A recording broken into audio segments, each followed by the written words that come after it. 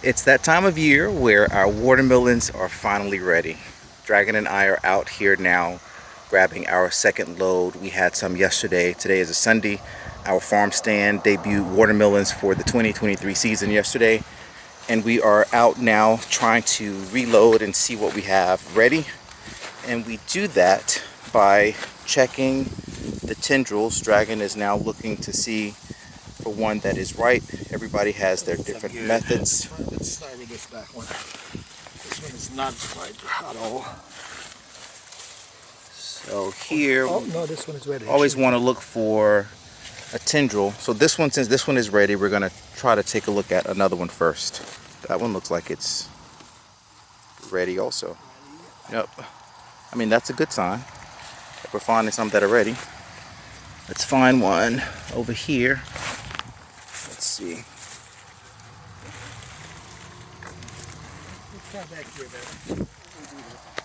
All right, we have found one that still has a green tendril on it.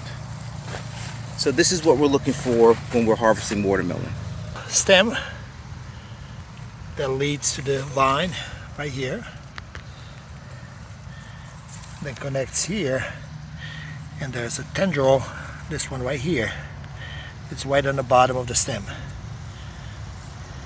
It's a solid green, so this one has some time to grow. So it's still about a week, 10 days away on this one. Now let's take a look at the ones that are ready.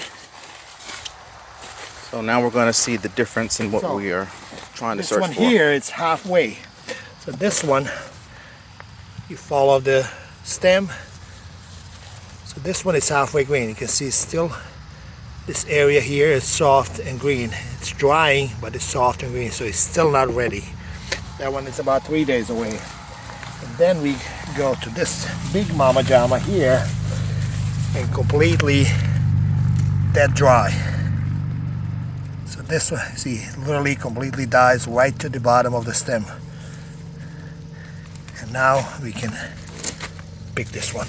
Oh, that's a good one, probably 30 pounder. There we go. That's what we're looking for. We always tell all of our customers, if you get your watermelon home and it is not sweet, you let us know, come right back. We will give you another one. So this is where we are right now. We are just kind of at the top third of this first half of this watermelon patch. And we need to make our way on down and check everything. Here's our haul.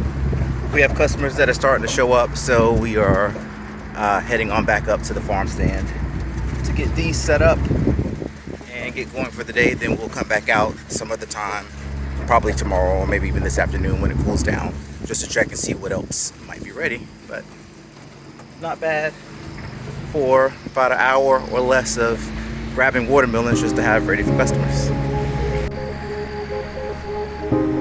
Come on back. Keep coming. Stop.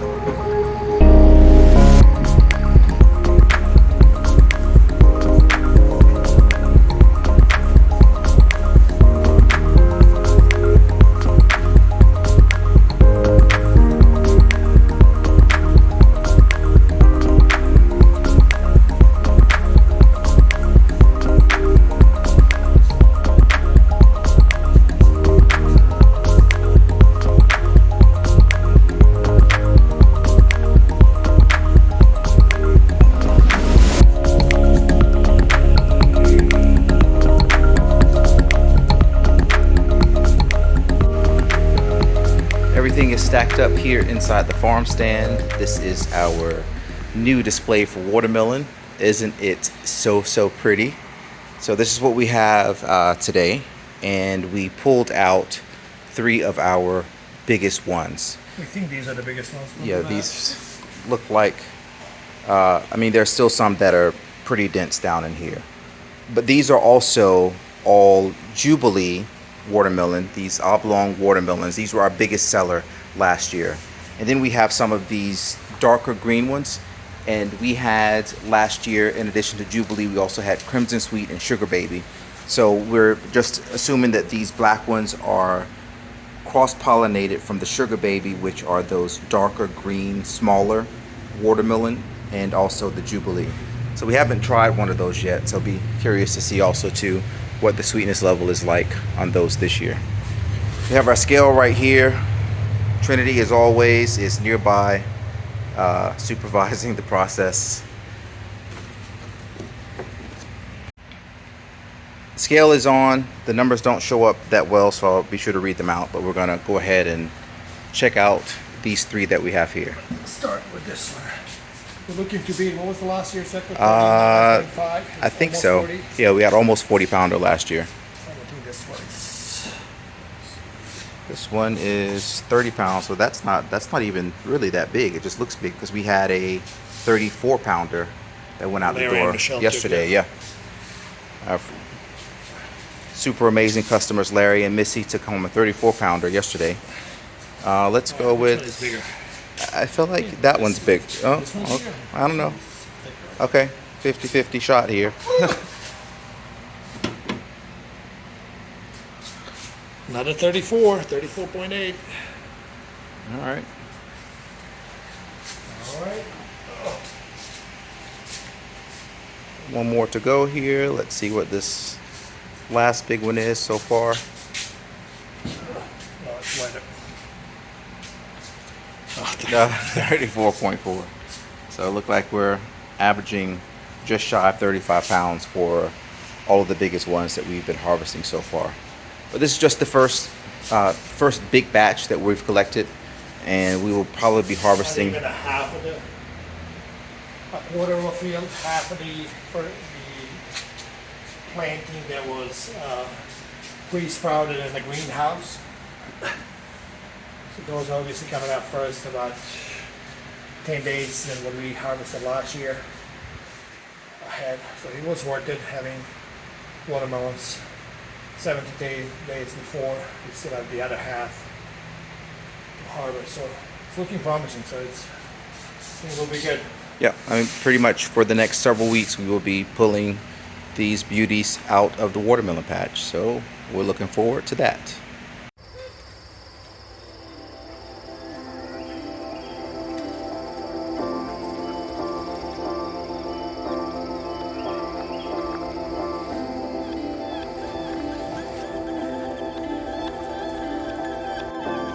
Good morning, everybody. We are down in our chicken coop area.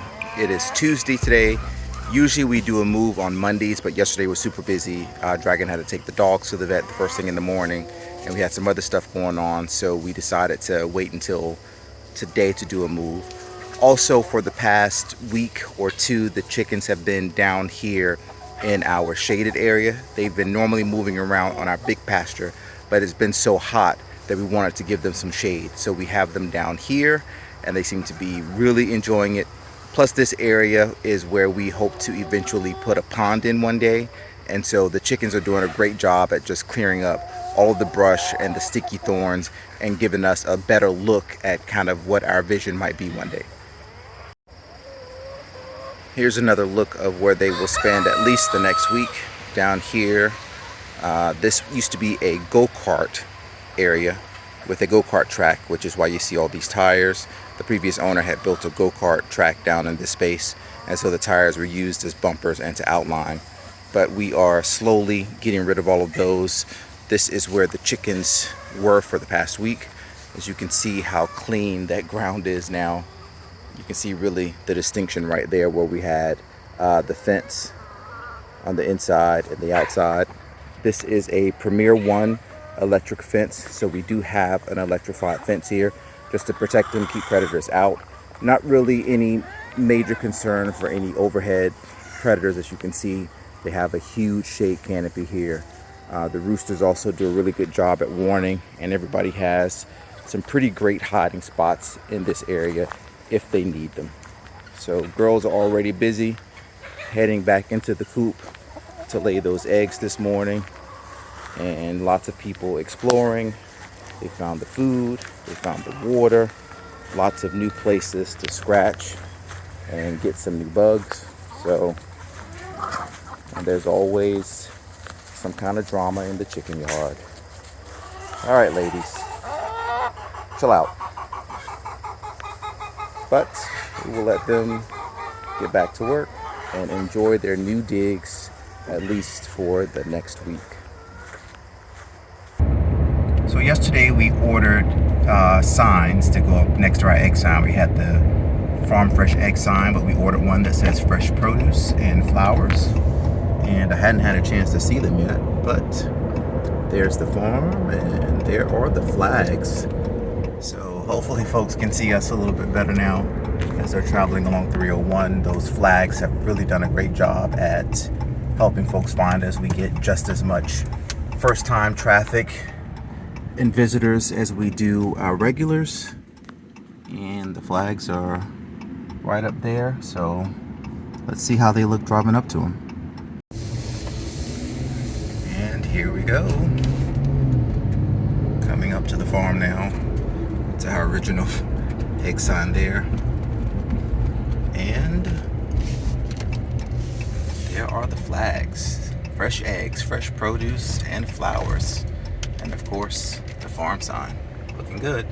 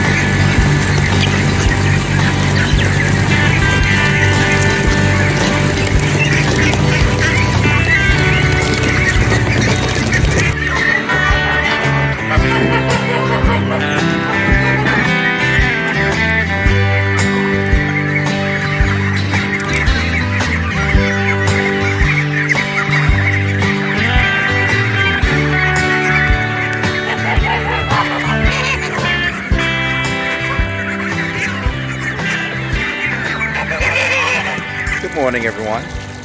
It is, what day is it? It's Wednesday. It's actually a little bit nippy this morning, which is nice. It is August 2nd, and there's a little bit of coolness in the air. After last week, we had a heat wave here. Feels like temperatures were in triple digits, so it's nice to come out and be like, I might need a little bit of a jacket. So we are finishing up morning chores. I'm doing waters, dragging this down, starting on feeding and moving the meat chicks, because the ones on the pasture, and we're waiting on the post office to call because we have our next batch of 80 meat chicks that are coming in the mail today. So we'll be heading down to the post office shortly to pick them up. Waters here are done. Everybody is mostly finished eating. Let's drop this back off into the big pool. And then we will head on down, catch up with Dragon, down there on the pasture with the meat chicks.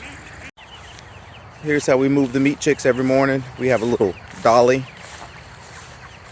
So we lift the back of the tractor and slide the dolly right under. Bella's there to make sure nobody comes out. And then once that's lifted, just to break the ground, head around the front, open the lid, take out the feeder.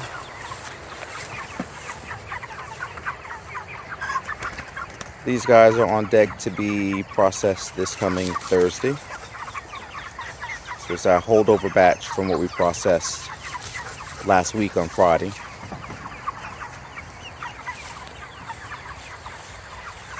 Then you just grab the string and pull forward.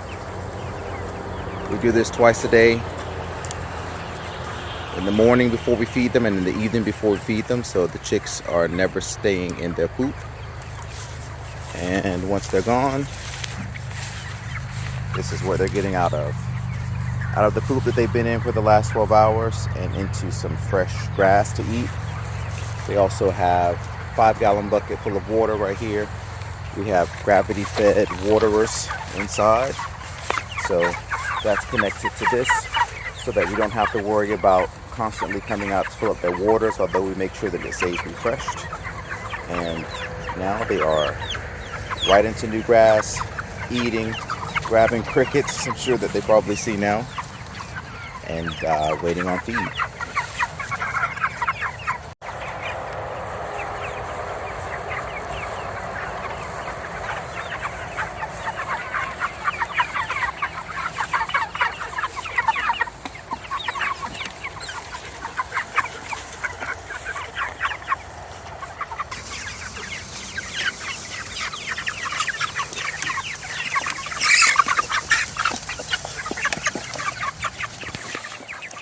Everybody's done. We have all 4 tractors fed. 1, 2, number 3 over there, and number 4.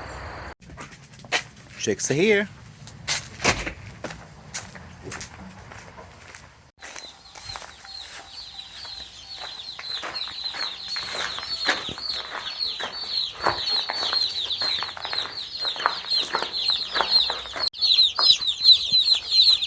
Wait, little dude.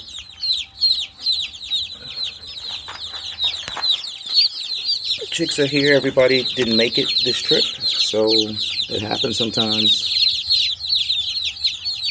Feed and water is here. These guys will spend probably the first 2 weeks here in the brooder before they head out onto the pasture. Cornish cross meat chicks. It takes 8 weeks for these to grow out. So we'll just monitor these guys over the next 2 days and make sure that everybody stays alive and active and healthy.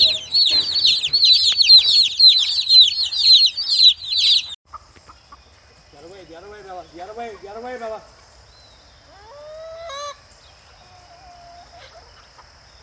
Good job, Bella. Easy, easy. The other way, the other way.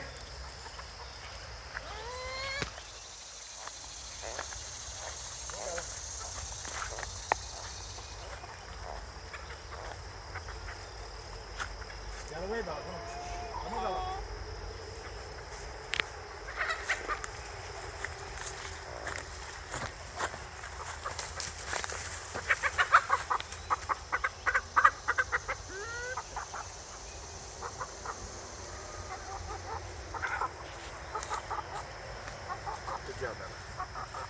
Good job, Bella.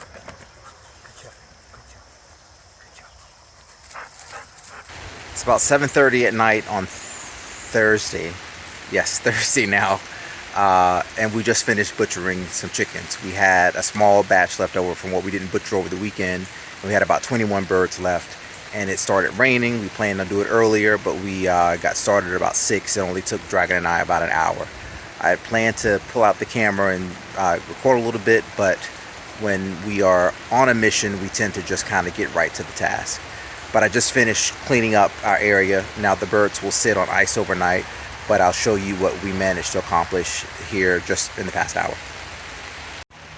So this is our butcher station here. We're under tents. As you can see, it's kind of a dreary day. It was actually nice out today because it was overcast, especially after having that heat wave that we dealt with last week with temperatures close to 100 and it feels like in the triple-digit hundreds. So here's the cooler today with birds that have been processed. So these guys always need to sit on ice. Usually we let them sit all day long when we process in the morning, but since we did a evening processing this time, we will let them sit on ice overnight. And we will come back tomorrow, do some quality check on them. And these guys dressed out pretty nice here. And check them out, get them cleaned up, and get them packaged. So Bella is down. Bella! Come here, Bella! Come here! Bella's down doing her rounds because the chickens are out down there and keep getting out. So she is double checking to make sure everybody is in. The rain never stops her from working. You done, Belle? You ready? All right. Time to get inside, get some dinner going, and then come back out soon and get everybody closed in for the night.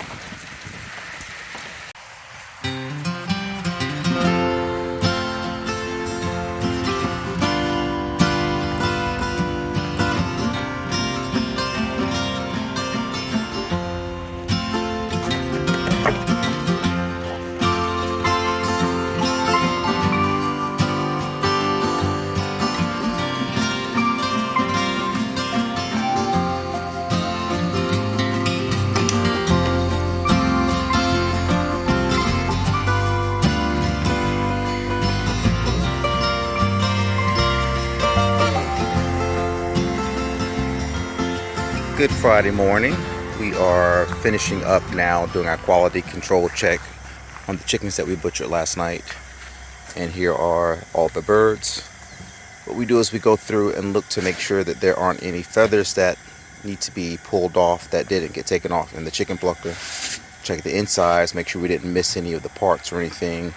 And then we separate out the ones that we are selling, which is this group over here, versus the ones that we will end up keeping for ourselves because they are either smaller, or in this case this was a nice sized bird, but the leg on this got broken during the butchering process. So this will be dinner for us one night. So we always keep a few back for ourselves and then have the ones here that are set to sell.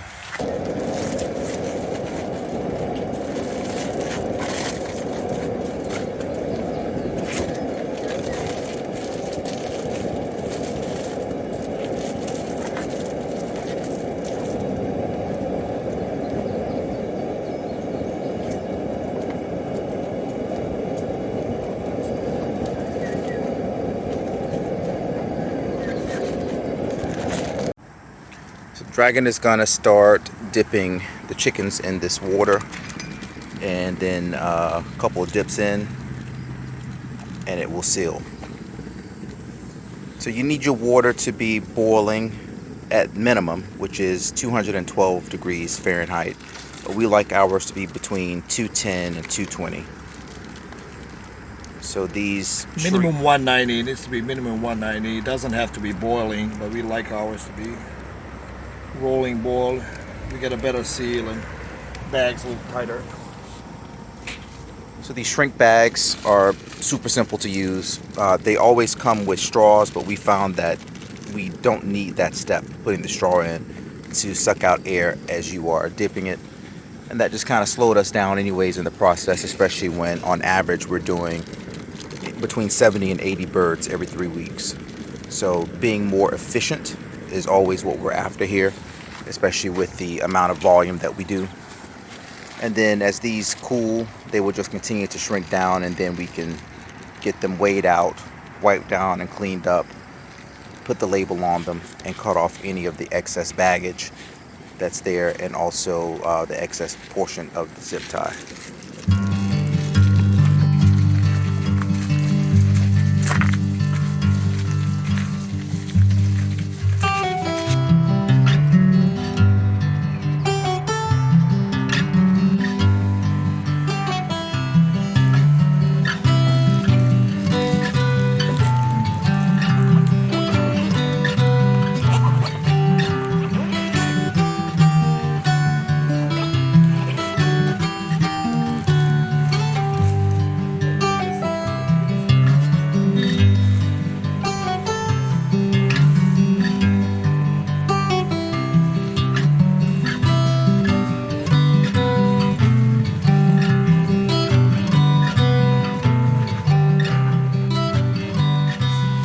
Here is the finished result here, minus taking some scissors and cleaning this up. But July has been our hottest month, and these birds were growing out in the month of July, so they didn't grow as well because of all the heat. This is our smallest one, 2.86 here. We sell our birds at $5 a pound, and these guys were not big enough a week ago, so we gave them an extra week to grow, and you can see they still just kind of didn't really get up to what we typically like. We like our birds to be at least 4 pounds, usually over 4.5 is typically what we shoot for. But all of these guys are, we have a 4-pounder there, 3.98, 4 pounds, almost 4 pounds. They're slightly getting there, 4.2, 4.3. But cooler weather is on the way. Those next batch that we have is doing a better job at growing out right now. But these guys, like I said, are already up for sale. A lot of people don't really want the bigger birds. Usually folks have families, but a lot of people who they're only 2 in a family, or they have kids, they still like these smaller birds. They also use them for things like chicken tacos and for chicken soups and all those kind of things. Some of the best broth and soups you'll eat are from these pasture raised birds. So these will now head on into the fridge, and we will let those customers know that have already ordered and paid for theirs that they can come on by and grab their birds.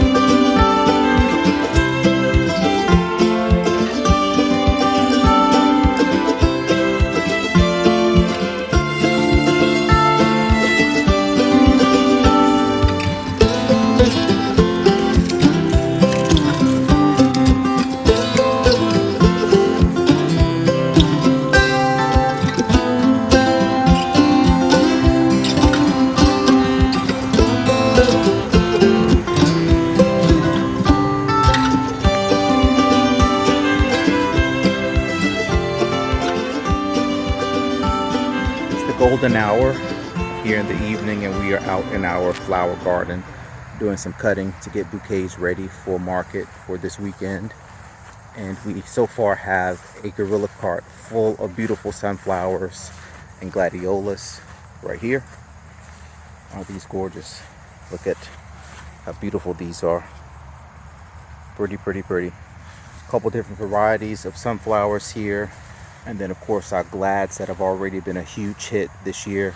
This green is a new color that we planted this year to try out, and we're really enjoying it. There's also some that have been surprising us that have a pink variegation on it. I don't even know if I kept a picture of one of those, but I don't see any of those yet that are in this particular batch here. We have some bicolor sunflowers right here too as well. Those are pretty, along with some that are red. I think already passed those. Yep, here are some of those red sunflowers here. Super beautiful. So we will do some simple sunflower bouquets, also some gladiola bouquets, and now we're going to move on over to our mixed flowers on the other side.